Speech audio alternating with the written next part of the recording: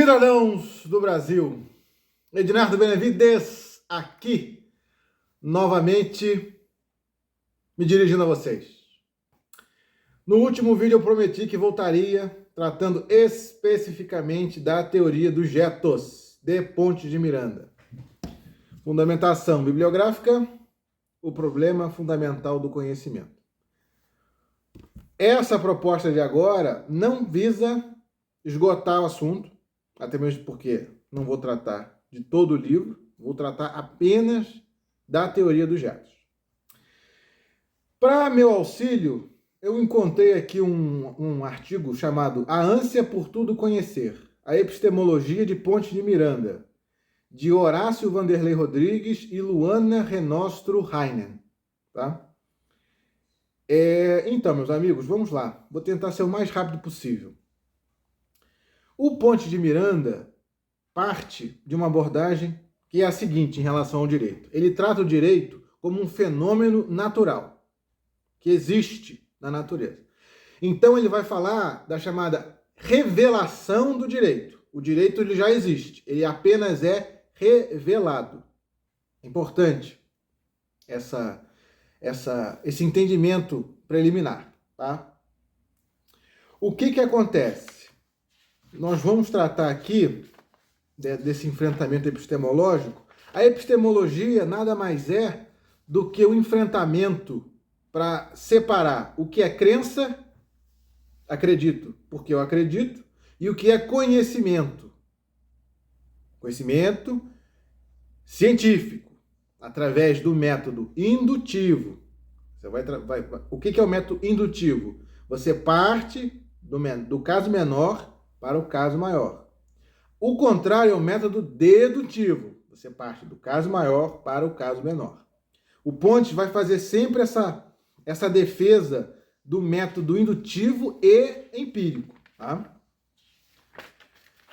Vamos aqui agora especificamente no ponto que interessa, que é essa questão do problema do conhecimento. Ele vai falar o seguinte: a grande questão que faz esse livro ser útil, esse livro foi escrito pela primeira vez em 1937, porque ele surge entre a sensação, a percepção do sujeito, tá? E o conceito que você vai extrair. Nesse meio do caminho, surge essa questão, o problema do conhecimento. Aí, vejam vocês, ele vai dizer o seguinte, olha só, mas esse conhecimento, ele pode ser plenamente inatingível ou não. Só que isso, ele não está preocupado com isso. O que ele está realmente preocupado é o seguinte, abro aspas, interessa-nos saber aumentar continuamente o que sabemos. Se presta a esse aumento contínuo do que sabemos, está valendo. Tá? Olha só que coisa também interessante que ele diz é o seguinte, olha só. Ora, abro aspas, ora, ciência é persuasão. Onde se impõe, não há mais ciência. Vejam vocês, ele não está assim, tratando a ciência como dogma. Então, ou seja, a ciência existe até que surja um entendimento que deve ser preliminarmente persuasivo para mudar esse entendimento. Não é uma coisa assim estanque. A ciência não pode ser estanque.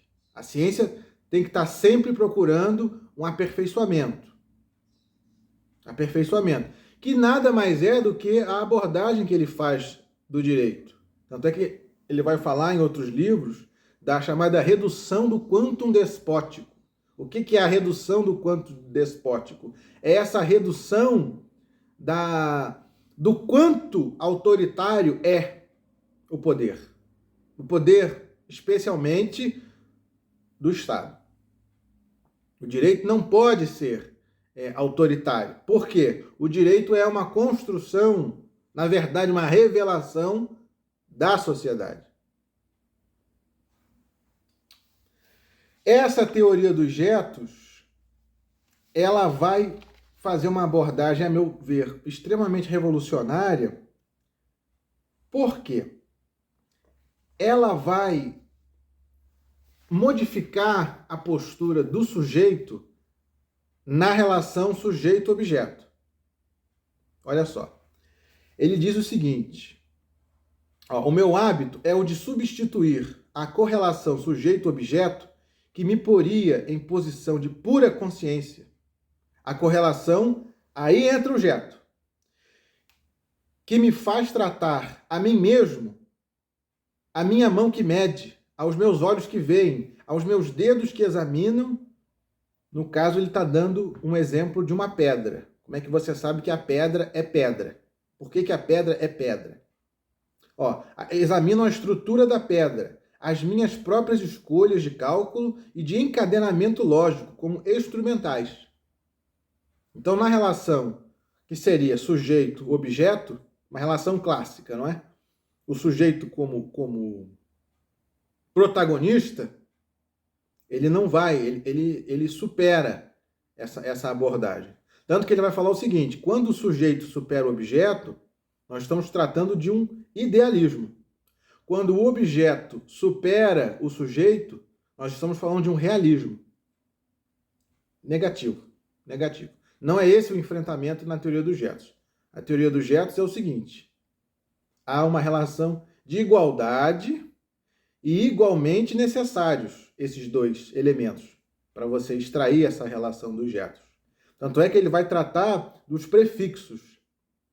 Ele vai tratar sujeito, com parênteses, e o objeto, o ob, o prefixo ob, também em parênteses.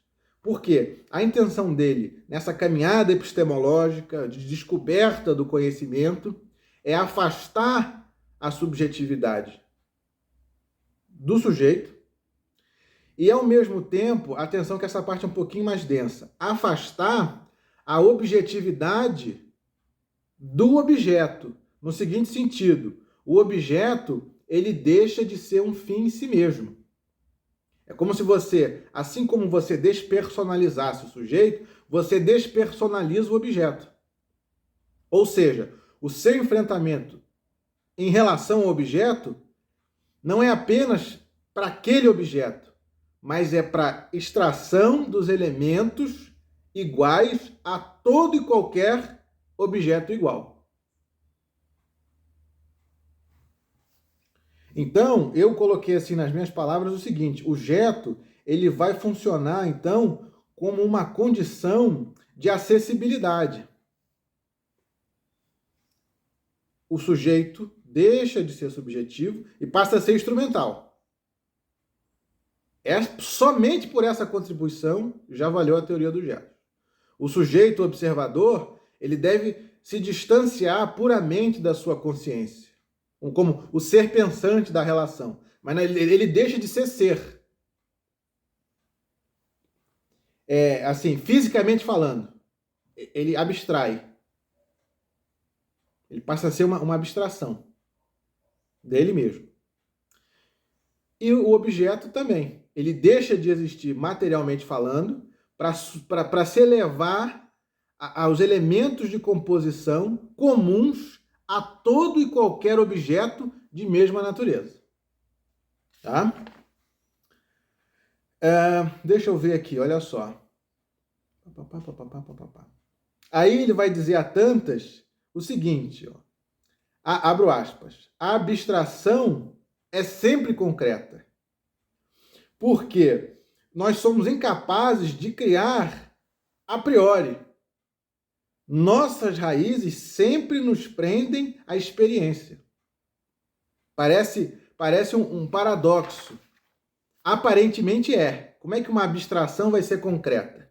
É porque a abstração é o resultado de um enfrentamento concreto, de uma problemática. Dali você vai extrair o jeto. Dali você vai extrair a regra comum a todos os objetos de mesma natureza.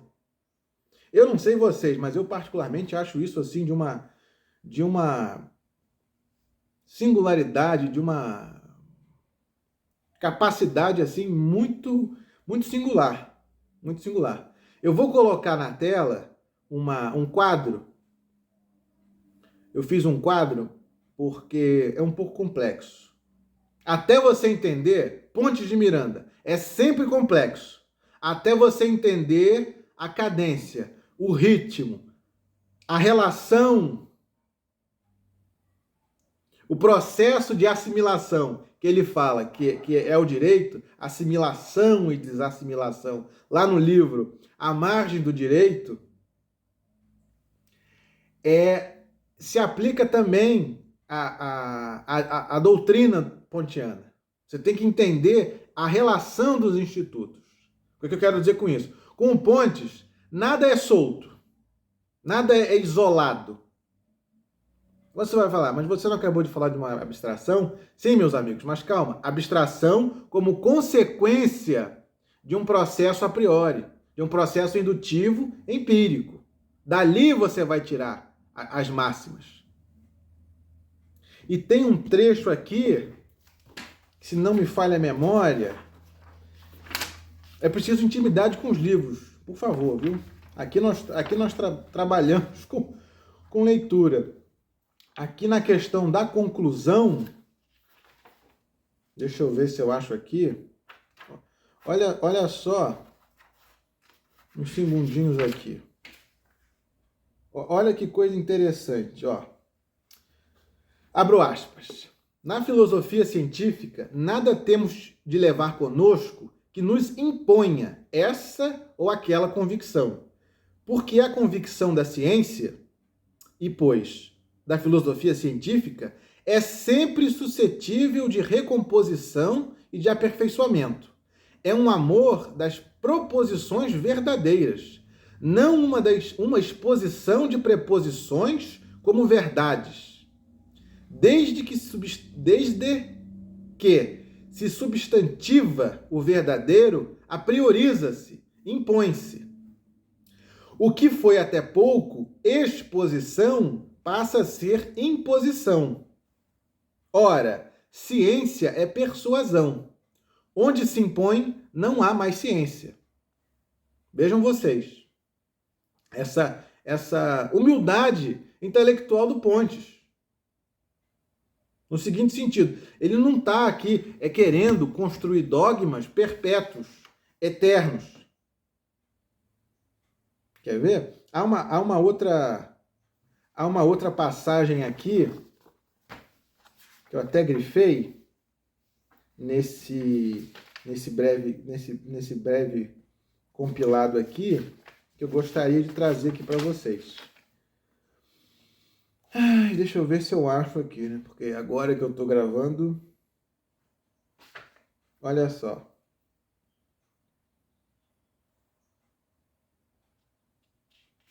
Olha aqui. Agora eu não estou encontrando.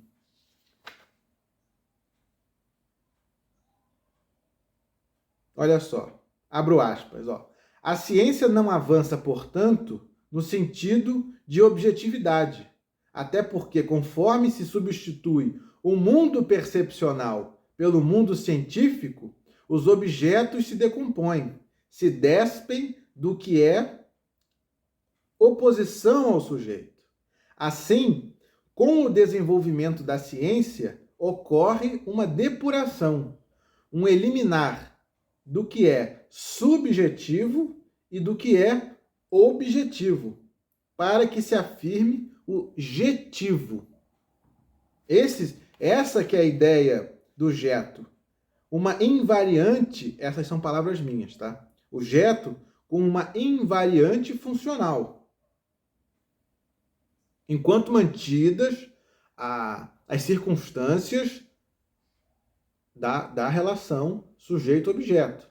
Leia-se. Tempo-espaço. É muito importante porque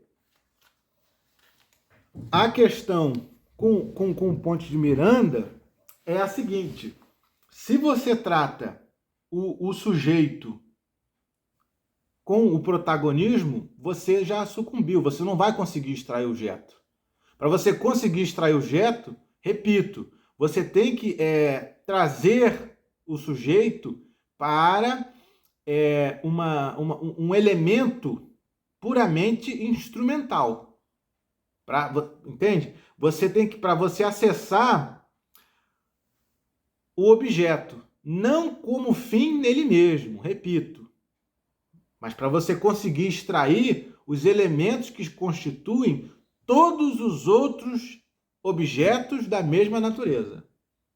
Essa é a questão da teoria dos jetos, tá? Agradeço aí a paciência dos senhores e até breve.